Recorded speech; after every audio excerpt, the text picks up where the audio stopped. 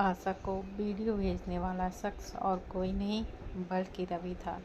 रवि जानता था आशा ध्रुव और नेहा को साथ देकर जरूर से जरूर उन्हें अलग करने के लिए कुछ न कुछ जरूर करेगी। अब रवि की नीयत नेहा की खूबसूरती देखकर डोल गई थी। रवि किसी भी हालात में नेहा को पाने के बारे में सोच रहा था, चाहे उसके लिए उसे किसी भी सहारे की ज़रूरत ही क्यों ना पड़े। फ्रेशर नाइट ख़त्म होने पर सभी अपने अपने हॉस्टल निकल जाते हैं। अगले दिन आज कॉलेज में नेहा को काफ़ी अटेंशन मिलने लगा था। नेहा की क्लास की भी काफ़ी लड़कियां उससे दोस्ती करना चाह रही थीं। वहीं लड़के बस नेहा से किसी भी तरह बात कर सकें, इसी कोशिश में बस सब लगे पड़े हुए थे। लेकिन नेहा को देखकर ये बिल्कुल भी नहीं लग रहा था कि उसे कल के जीत पर कोई भी घमंड हो। आज नेहा अपने नॉर्मल ड्रेस पर क्रॉप टॉप और डंगरी में आई थी। बालों का भी उसने एक हाई पोनी बनाया हुआ था। ध्रुव ने नेहा और पार्थ को पार्टी देने का भी डिसाइड किया हुआ था। उसने कॉलेज ओवर होने के बाद नेहा और पार्थ को पार्टी के लिए एक रेस्टोरेंट का एड्रेस अपने आने का नोटिफिकेशन दे दिया था। ये restaurant Singhania group of company का ही था, दिल्ली शहर का सबसे शानदार होटल, जहां का खाना देश विदेश के सबसे शानदार शेफ बनाते थे। पार्थ नेहा को कॉलेज के बाद उसी के साथ चलने का कह देता है। दोनों की आपस की बातें उन्हीं के आगे बैठी मीरा के कानों तक जा रही थी। मीरा एक तो कल की हार के कारण चिढ़ी हुई थी, ऊपर से बात को नेहा के संग जाते देख अपना गुस्सा दबाने की कोशिश कर रही थी। आज पार्टी में मीरा को भी आने का इनविटेशन आशा ने दे दिया था। साथ ही नेहा को पार्टी में कुछ देर के सबसे अलग करने का भी काम आशा ने मीरा के कंधों पर ही डाल दिया था। आशा बस आज किसी तरह रमन, ध्रुव और पार्थ को नेहा से दूर करना था। उसके बाद नेहा को सबक सिखाने का वो अपना प्लान पूरा करती, जिसमें उसका इस बार कृति ने भी पूरा का पूरा साथ देने का फैसला किया था। आशा ने रात को ही कृति के दिमाग में नेहा और रमन के बारे में गलत सलत सब भर दिया था, जिस कारण कृति भी उसके प्लान में शामिल हो गई थी। मीरा कॉलेज ओवर होने का वेट करती है और उसके बाद खुद पीछे मुड़कर नेहा को सबसे पहले उसके जीत के लिए कांग्रेस करती है। फिर नेहा को अपने साथ पार्टी में चलने के लिए कह देती है। पार्थ जब ये सुनता है तो उसे अपनी दोस्त को किसी के साथ भी शेयर करना न था। वो तुरंत बोल पड़ता है, इसकी कोई ज़रूरत नहीं है, नेहा मेरी दोस्त है और ये मेरी जिम्मेदारी पर मेरे साथ ही जाएगी। मैं अपनी दोस्त को ऐसे ही किसी के साथ नहीं जाने दे सकता। पार्थ की ये बात सुन नेहा और पीहू दोनों ने सुनी थी। उन्हें यकीन नहीं हो रहा था कि पार्थ अपने दोस्तों के लिए कितना पॉजिटिव था। नेहा बड़े प्यार से मीरा से कहती है, कोई बात नहीं मीरा, मैं पार्थ के साथ ही चली जाऊंगी। वैसे भी मुझे सबसे पहले हॉस्टल ही जाना होगा और मैं शायद थोड़ा सा लेट भी हो सकती हूँ। तुम चाहो तो हमारे साथ ही चल लेना। मीरा पार्थ की कई बातों से थोड़ा हर्ट तो हो गई थी, पर नेहा को खुद अपने साथ चलने का सुन वो तुरंत मान भी जाती है। पार्थ ये नहीं चाहता था, पर नेहा ने ऑलरेडी कह दिया था, इसलिए वो भी मन मार कर दोनों को एक टाइम पर कॉलेज पार्किंग में आने का कह देता है।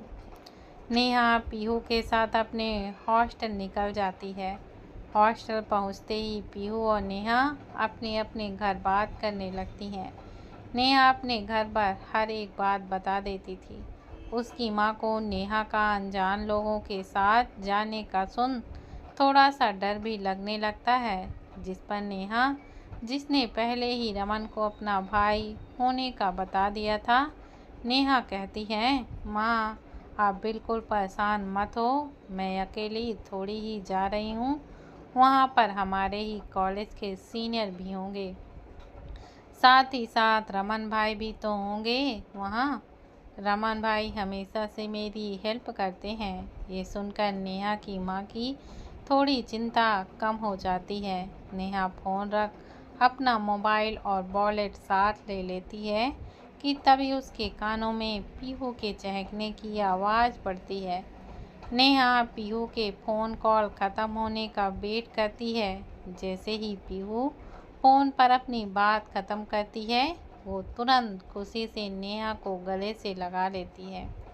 नेहा पूछती है, क्या हुआ पीहू, इतनी खुशी? पीहू नेहा को बताती है कि उसके कज़न की शादी है अगले हफ्ते और उसके पापा उसे लेने के लिए आ रहे हैं। नेहा कहती है, अगले हफ्ते ही तो रक्षाबंधन है। जिसे सुन पीहू कहने लगती है, हाँ सब तभी तो बहुत खुश हैं कि मैं रक्षाबंधन पर घर पर होंगी। पीहू की खुशी देखने को बन रही थी। वहीं नेहा के चेहरे की मुस्कान थोड़ी कम जरूर हो गई थी, क्योंकि अगर नेहा का भी भाई होता तो वो भी अपने पापा से भी घर आने का कह देती। ऑलरेडी करीब 1 महीना से अपने घर से दूर वो भी पहली बार नेहा थी। नेहा पीहू को कजन की शादी में खूब मस्ती करने का कह देती है और साथ ही जस की राखी वो खुद ला कर देगी ताकि पीहू उसे नेहा के नाम से बांध सके, क्योंकि नेहा तो अभी घर भी नहीं जा सकती। तभी नेहा के फ़ोन पर पार्थ की कॉल आती है, जो नेहा का कार पार्किंग में कब से वेट कर रहा था। नेहा पार्थ को जल्दी आ रही हूँ कहना का बोल तुरंत अपने रूम से पार्किंग एरिया की तरफ चली जाती है। नेहा जल्दी जल्दी में चली जा रही थी। उसका ध्यान पीहू के घर जाने वाली बात पर ही था कि अचानक से एक स्पोर्ट्स कार उसके साइड से टर्न करती है। अचानक से सामने आती कार को देख नेहा गलत डायरेक्शन में जाने लगती है, जिससे उस स्पोर्ट्स कार का अचानक से नेहा को बचाते हुए ब्रेक लग जाता है। नेहा को तो एक भी खरोच नहीं आती, पर तेज कार की डिफॉल्ट के कारण वो घबराहट में खुद को बचाने के चक्कर में ज़मीन पर गिर जाती है। नेहा जब देखती है कि कार रुक चुकी है तो उठकर कार के ड्राइवर की तरफ जाकर कहने लगती है, बेवकूफ़, बदतमीज, घटिया जानवर कहीं के, जब गाड़ी चलाना नहीं आती तो चलाते क्यों हो? क्या ये सड़क तुम्हारे पापा की है? नेहा तो बस अपनी नॉन स्टॉप बकबक बस करती ही जा रही थी कि अचानक कार का ब्लैक कलर का शीशा धीरे धीरे नीचे होता है। नेहा जब कार चलाने वाले की शक्ल देखती है तो उसका चलता मुंह अपने आप खुला का खुला रह जाता है कि तभी अंदर से एक कठोर एरोगेट आवाज़ सुनाई देती है, शट अप योर माउथ और I will do that now, get in the car. Neha अपनी गर्दन ना में हिलाने लगती है कि तभी गाड़ी से ध्रुव बाहर निकलता है और नेहा को ले जाकर दूसरे साइड पर बैठा देता है। इस स्पोर्ट्स कार में बस 2 ही लोगों के बैठने के लिए सीट थी। कार के अंदर का इंटीरियर देख नेहा तो हैरान हो जाती है। कार एडवांस टेक्नोलॉजी की थी, जिसके काफ़ी फंक्शन तो नेहा के सिर के भी पार थे।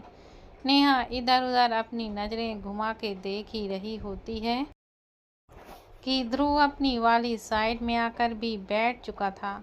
ध्रुव देखता है कि नेहा ने अब तक अपना सीट बेल्ट नहीं पहना था, तो वो खुद नेहा की तरफ झुकता है। नेहा जो अभी अपनी आंखें इधर उधर मटका रही थी, अचानक ध्रुव को अपने करीब आता देख वह घबराने लगती है। नेहा हकलाकर ध्रुव से कहती है, आप मेरे इतने करीब क्यों आ रहे हैं? मुझे गर्मी सी लग रही है। ध्रुव नेहा के करीब काफ़ी झुक गया था। ध्रुव एक गहरी सांस लेता है, जिससे उसे नेहा के शरीर की बेहद मोहक खुशबू आने लगती है। नेहा की नेचुरल खुशबू ध्रुव आसानी से पहचानने लगा था। ध्रुव अपने ख्याल झटक कर नेहा की तरफ देखता है, जो इस वक्त अपनी आंखें बंद कर अपने होठों को चबा रही थी। नेहा की ये हरकत ध्रुव को अपने से दूर तो बिल्कुल भी नहीं कर रही थी। ध्रुव अपने मन में सोचता है, क्या इस लड़की को ये नहीं पता कि इसकी ये अदाएं देख कोई भी कठोर से कठोर इंसान अपने होश खो बैठे। एक अट्रैक्टिव चुंबक की तरह ये मुझे भी अपने करीब खींच रही है। ध्रुव अब तक नेहा को टीज करना चाह रहा था, पर खुद का कंट्रोल खोते देख वो झट से नेहा के बगल का बटन प्रेस कर देता है, जिससे एक सीट बेल्ट निकल जाती है। ध्रुव उस सीट बेल्ट को नेहा के कमर की तरफ लॉक कर देता है। लॉक करते वक्त ध्रुव के हाथ नेहा के क्रॉप टॉप से खुले हुए कमर को छू जाते हैं। दोनों को ही एक झंझनाहट फील होती है। ध्रुव के ठंडे हाथ जब नेहा अपने कमर पर फील करती है तो उसकी एक आह निकल जाती है। वहीं ध्रुव नेहा के चेहरे के एक्सप्रेशन देख उसमें ही खो गया था। ध्रुव नेहा का टच जान गया था। नेहा का मक्खन जैसा शरीर ध्रुव के दिमाग से खेलने लगा था। ध्रुव ना चाहते हुए भी नेहा के कमर की तरफ अपना हाथ बढ़ाने लगता है कि तभी उसे एक कॉल आती है, जिससे उसका सेंस वापस आ जाता है। ध्रुव खुद पर गुस्सा करता है कि वो अभी क्या करने जा रहा था। क्या ध्रुव का खुद पर से कंट्रोल काम होने लगा था। ध्रुव देखता है कि कॉल रमन की थी। नेहा की भी फ़ोन कॉल से आंखें खुल जाती हैं। उसने भी रमन की कॉल ध्रुव के फ़ोन पर आते हुए देख ली थी। ध्रुव फ़ोन पर कहता है, मैं अपना वादा ज़रूर निभाऊंगा आज तुम्हारी बहन। ये बात उसने नेहा की तरफ देखते हुए कही थी। मेरे साथ ही रहेगी, साथ ही मैं उसे हॉस्टल भी ड्रॉप कर दूंगा। इतना कहकर ध्रुव बिना रमन की बात सुने फ़ोन कॉल कट कर देता है। नेहा अपनी आंखें बड़ी कर ध्रुव से पूछती है, क्या रमन भाई हमारे साथ नहीं चल रहे हैं। नेहा को फ़ोन से बस यही सुनाई दिया था कि रमन आज ज़रूरी काम की वजह से पार्टी पर नहीं आ रहा है। इसी के साथ नेहा को अपना नाम भी सुनाई दिया था, जिसके बाद ध्रुव ने रमन को कुछ कहने का मौका ही नहीं दिया। ध्रुव देखता है कि नेहा अपने सवाल का जवाब सुनने की आस लगाए बैठी है, तो वो बोल देता है कि रमन को अपने डैड के साथ एक ज़रूरी काम के सिलसिले में बाहर जाना पड़ रहा है और उसी ने मुझे तुम्हें साथ ले जाने को कहा था, जो बिल्कुल गलत था। रमन ने तो बस ध्रुव को नेहा को परेशान करने से मना किया था, क्योंकि आज तो सारे अल्फा मेंबर्स पार्टी में होंगे और कहीं ये लोग उसकी मासूम सी बहन की रैंकिंग न लेने लगें। नेहा को कुछ याद आता है तो वो ध्रुव से कहती है, पार्थ मुझे साथ ले जाने के लिए पार्किंग में वेट कर रहा है, मैं उसके साथ चली जाऊंगी। ध्रुव ने जब ये सुना तो अपने दांत पीसते हुए पार्थ को कॉल करता है और तुरंत पार्टी वेन्यू में पहुंचने का कह देता है और साथ ही ये भी बता देता है कि वो नेहा को खुद ही ले आएगा। पार्थ बस ओके ही कह पाया था कि फ़ोन कट भी हो जाता है। पार्थ बिना मीरा का वेट करे वहाँ से पार्टी वेन्यू के लिए निकल जाता है। नेहा भी अब चुपचाप से ध्रुव के साथ उस रेस्टोरेंट में पहुंच जाती है। रेस्टोरेंट में अब सब पहुंच चुके थे। कुछ देर सब बातें करते हैं, जो कॉफ़ी नॉर्मल थी। उसके बाद रवि वेटर को इशारा कर देता है। वेटर अपने साथ एक से एक महंगी स्क्रॉच, विस्की, ब्रॉडी, वोडका और अनेक प्रकार के बेवरेज ले आता है। नेहा अपने सामने इतने सारे ड्रिंक्स के ऑप्शन देखकर इधर उधर देखती है। सभी ने अपने पसंद की स्ट्रॉन्ग से लेकर हाई तक की ड्रिंक उठा ली थी, सिवाय नेहा के। पार्थ ने तो कई बॉटल वोडका के साथ वाइस गटक ली थी। आज ध्रुव ने उसे पीने से नहीं रोका था। रवि ने देखा कि नेहा ने एक भी ड्रिंक को हाथ नहीं लगाया, तो वो खुद एक गिलास में ड्रिंक बनाकर नेहा की तरफ गिलास कर देता है। नेहा बड़े ही पोलाइटली कह देती है, sorry sir, I don't did. ये सुनकर आशा एक तंज भरी मुस्कान के साथ कहती है, रवि ने तुम्हें सॉफ्ट वाली ही दी थी, इससे तुम्हें कुछ नहीं होगा। वैसे भी तुम्हारे सीनियर तुम्हारे सामने हैं, फिर तुम्हें किस बात का डर। Come on take it. Neha ने फिर से अपनी गर्दन ना में हिला दिया और इस बार आशा को कहा, मुझे इनकी स्मेल पसंद नहीं है, चाहे हार्ड हो या फिर सॉफ्ट, मैं कभी नहीं पीती। आशा फिर से नेहा को फोर्स करना चाह रही थी कि ध्रुव अपने एक हाथ के इशारे से आशा को रोक देता है। आशा का एक प्लान तो फेल हो जाता है, पर तभी उसे नेहा की मिर्ची बर्दाश्त न करने की बात याद आ जाती है। आशा अपने अंदर ही अंदर मुस्कुराकर अपने दूसरे प्लान को सफल बनाने का सोचने लगती है। उसके प्लान को हरी झंडी मिल भी जाती है। पार्थ ज़्यादा ड्रिंक ना टॉयलेट करने की वजह से इधर उधर गिर रहा था। ध्रुव ने जब ये देखा तो सबको एक्सक्यूज मी कहकर पार्थ को उठाकर ले जाने लगता है। आशा ने जब ध्रुव और पार्थ को भी जाते हुए देखा तो रवि को अपनी एक आंख मार दी। इसके बाद रवि के कहने के अनुसार एक वेटर डिनर लेकर आता है और सबके साइड पर खाना रख देता है।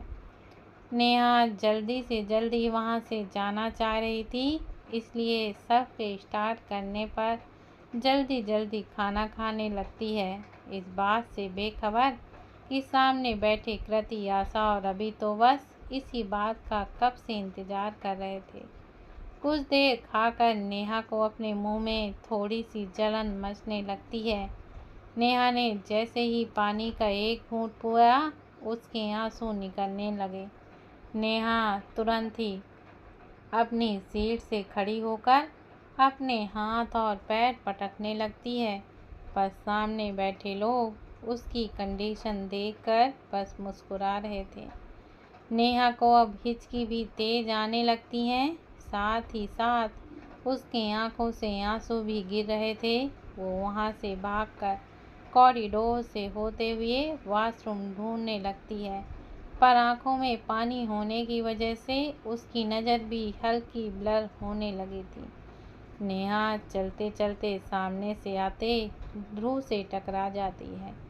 नेहा अपनी गर्दन बस हिला ही जा रही थी, साथ ही साथ उसकी हिचकिनी रुकने का नाम ही नहीं ले रही थी। वहीं उसके आंखों से गिरते आंसू देख ध्रुव को भी बेचैन कर रहे थे। ध्रुव जब पार्थ को लेकर बाहर गया था तो उसने अपने ड्राइवर को कॉल करके बुला लिया था और पार्थ को सही सलामत रूम तक पहुंचाने के लिए कह दिया था।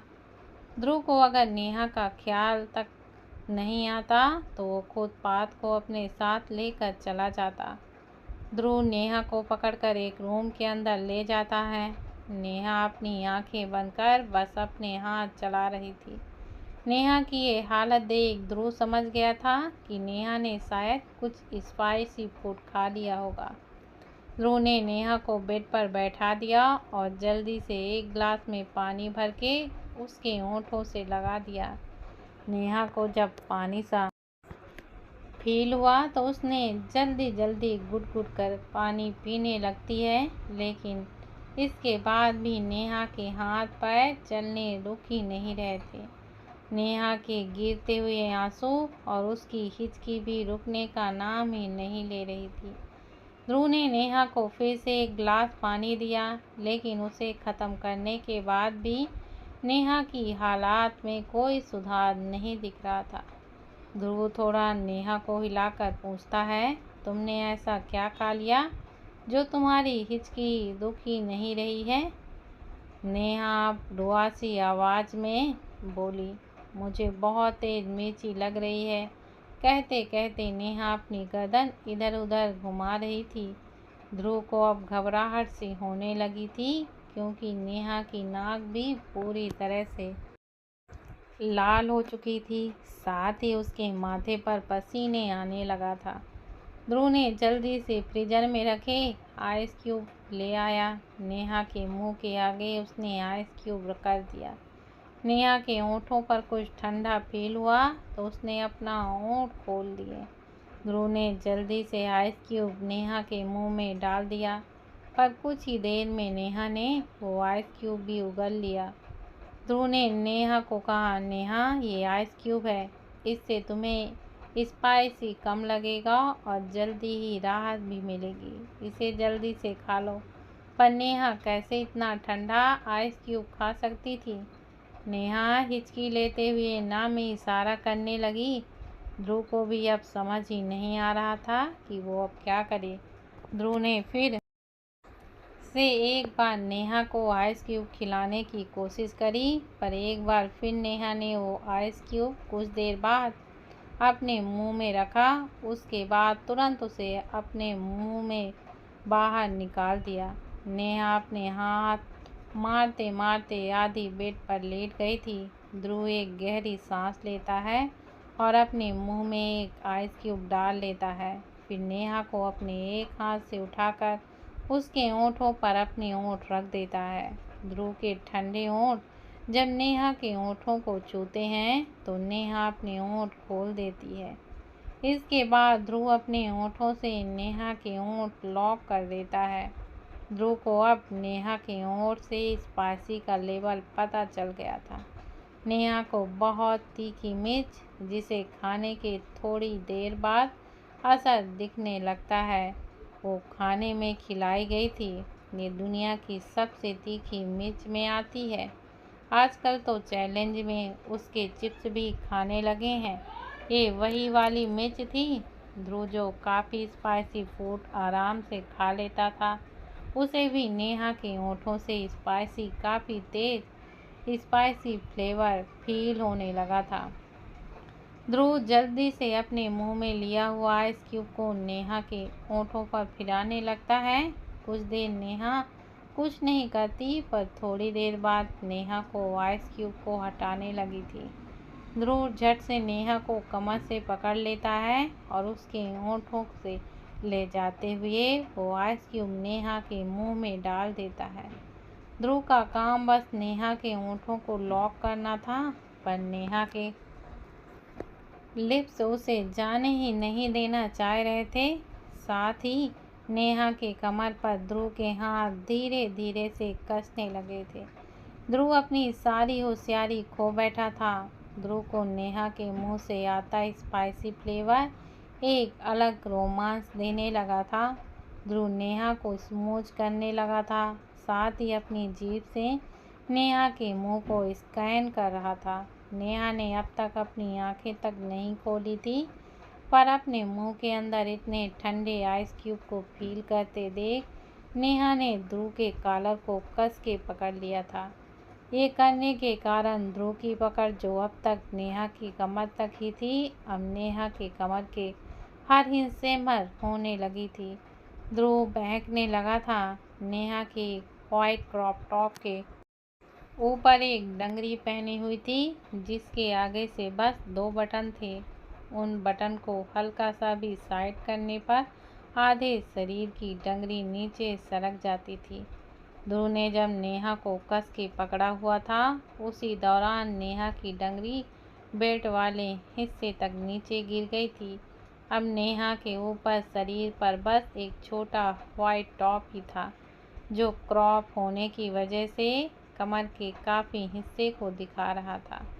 ध्रुव ने हाथ नेहा की कमर के चारों तरफ चलने लगे थे, साथ ही उसकी किस डीप और फैसिनेट होती चली जा रही थी। ध्रुव नेहा को किस करने के साथ साथ उसके होंठों से भी खेलने लगा था। साथ ही ध्रुव का एक हाथ नेहा के शरीर को भी फील कर रहा था। जैसे ही ध्रुव के हाथ ने नेहा के क्रॉप टॉप के अंदर कुछ मुलायम सा फील हुआ, ध्रुव की भी तुरंत आंखें बंद हो गई थी। ध्रुव धीरे धीरे नेहा के बेड पर लेटता चला गया था। ध्रुव अपने एक हाथ से नेहा के बेस्ट को अंदर से दबा रहा था, जिससे नेहा की आहें, जो मदहोश भरी थी, निकल रही थी। नेहा की हिचकी अब बंद हो चुकी थी। उसका काम अब नेहा की आहें ने करना शुरू कर दिया था। नेहा की मदहोश भरी आहें ध्रुव को और भी ज़्यादा एक्साइटेड कर रही थी। ध्रुव अपने ओंठ नेहा के ओंठों से दूर करके जब एक नज़र नेहा के चेहरे पर डालता है तो ये देख ध्रुव, जो अभी रुका ही था, वो तुरंत नेहा के ओंठों को लीक करने लगता है। साथ ही ध्रुव अपने हाथ से भी नेहा के ब्रेस्ट पर दबाव बना रहा था। नेहा की सांसें भारी होने लगी थी।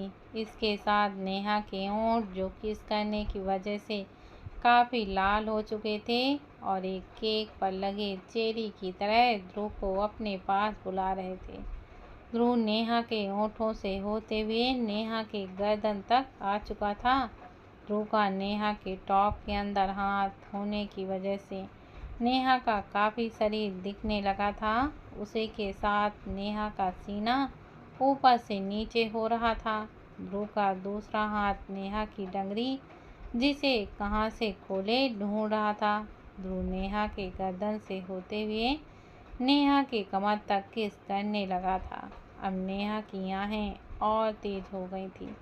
ध्रुव ने इतनी खूबसूरती आज तक नहीं देखी थी।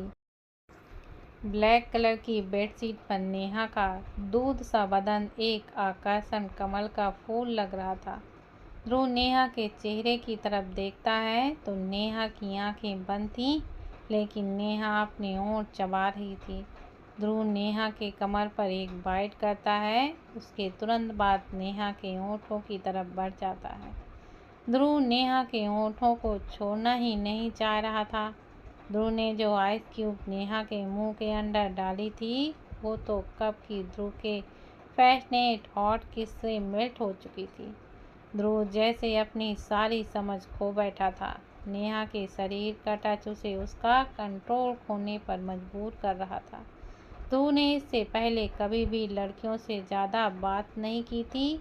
किस या टच करना तो बहुत दूर की बात होगी। आशा, जो हमेशा ध्रुव से चिपकना चाहती थी, ध्रुव से भी अपनी घूरती हुई नज़र के इशारे से दूर रहने पर मजबूर कर देता था। ध्रुव का सीधा फंडा था कि वो कभी भी किसी लड़के के करीब नहीं जाएगा, ना ही कभी किसी लड़की से प्यार करेगा। ध्रुव को लड़कियों का खुद को बार बार ताड़ना भी पसंद नहीं था। इन शॉर्ट, ध्रुव को बस खुद से और खुद के काम से मतलब रहता था।